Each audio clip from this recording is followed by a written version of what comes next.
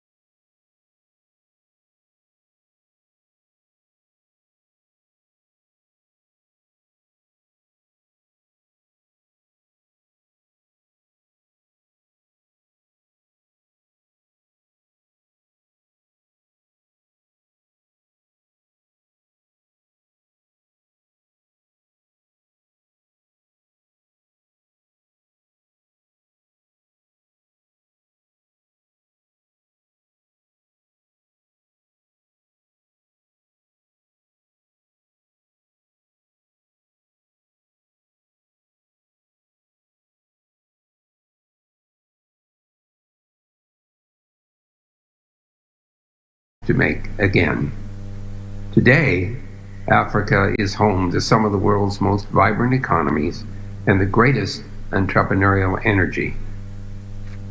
Kenya is one of those economies, and I like to refer to Kenya as a digital sprinter because by continuing to accelerate your digital transformation, you are sprinting further ahead towards economic development and inclusive, sustainable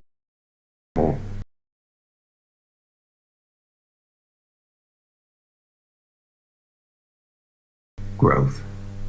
A recent study we've done has showed that the best way to do that is to grow physical capital through universal access to the internet, build human capital, promoting emerging technologies, and sharpen competitiveness through a market-friendly policy and regulatory environment.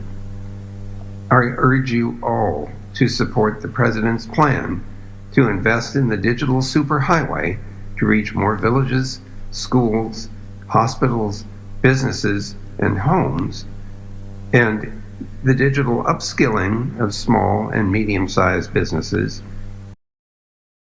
the youth, creatives, and developers. That's because every person deserves the opportunity to access the ideas, tools, and networks to transform their own lives, their enterprises, and their communities.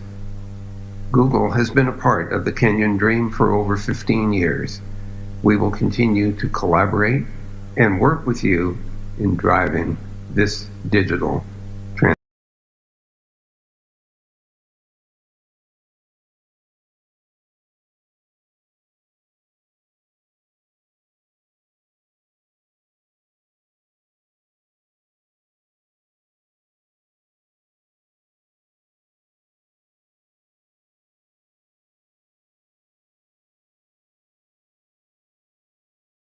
transformation.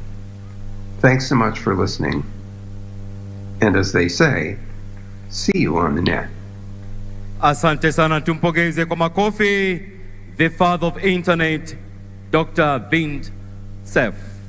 Ikupendeze Mheshimiwa Rais, nimwalike sasa Governor wa Nairobi Mheshimiwa Johnson Sakaja azungumze na kisha baadaye amwalike Naibu wa Rais. Asante Mheshimiwa Rais.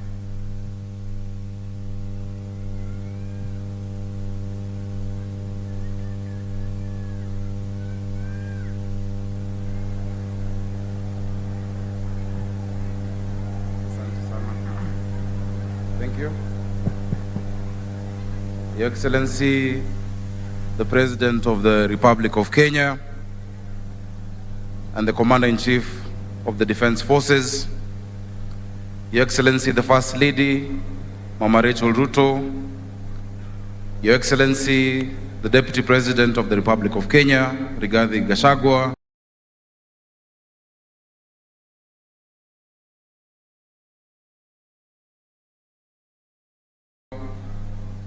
and Pastor Dorcas Gachagua, Your Excellency, the Prime Cabinet Secretary, Musalia Mudavadi, and Mama Tesi Musalia, Cabinet Secretaries present, the Speaker of the National Assembly, the Speaker of the Senate,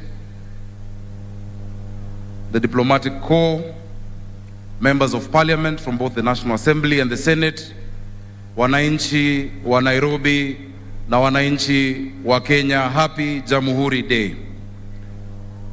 Your Excellency, 59 years ago, close to where we stand today, in this county of Nairobi, our flag flew over a free people in a free country for the first time. Your Excellency, in the years before we won our independence, the people of Nairobi were violently divided by race. The colonizers' army surrounded and marched through Ziwani and Kariakor and Pumwani, arresting thousands of Nairobians, many of whom ended up in a camp near here in what we call today Uhuru Gardens. Your Excellency, some paid the ultimate price there. Thousands paid the ultimate price elsewhere in our country. That is the darkness from which our heroes of our independence delivered us from. Your Excellency, our freedom was bought by blood, and we should never forget that. We can never repay the debt that we owe to those who fought and died for our independence, but as responsible heirs, we can do three things. One, Your Excellency, we can remember and keep alive the memory of the sacrifice that they made to us. That is why we're here, to remember, to commemorate, and to make sure that we hand down that memory to our young people and our children for tomorrow. Your Excellency, the second thing we can do is to emulate them. They took risks, they were patriotic, they came together across the tribal divide without the technology that today we celebrate, but they were resilient and steadfast. That spirit must always remain with the people of Kenya. And Your Excellency, thirdly, we can complete the work that they began. They laid the foundation that we must build on, and all of those that we should not preoccupy ourselves just with those with millions of shillings in their accounts, but those with millions of ideas in their minds. That is the country that you lead and that we represent today. Your Excellency, as we complete the work and as we continue the work that was started by those who've been there before us, we must ensure that we live true to their dream of a country self-governed and not a country that goes into disorder and anarchy. And I want to thank you and the national government for supporting the Nairobi County government in restoring order in Nairobi. Your Excellency, today our children can sleep peacefully without endless noise from discos and nightclubs. It cannot be that young people cannot sleep because old people are enjoying themselves downstairs. We must restore sanity, we must restore order, and that is the dream of those who are there before us. Your Excellency, we shall continue in that work, and we shall make sure that we create more economic opportunities even for those who are employed there by zoning and establishing the right areas for each of us to ply our trade. Your Excellency, also, we are working hand in hand with the national government in restoring order when it comes to our environment. We are glad that we've gazetted the Nairobi Rivers Commission that will go a long way in restoring our rivers, not just Nairobi River, but also Mathare River and Ngong River, and making that an economic frontier for a clean city, a city of order, a city of dignity, a city of hope, and a city of opportunities. Your Excellency,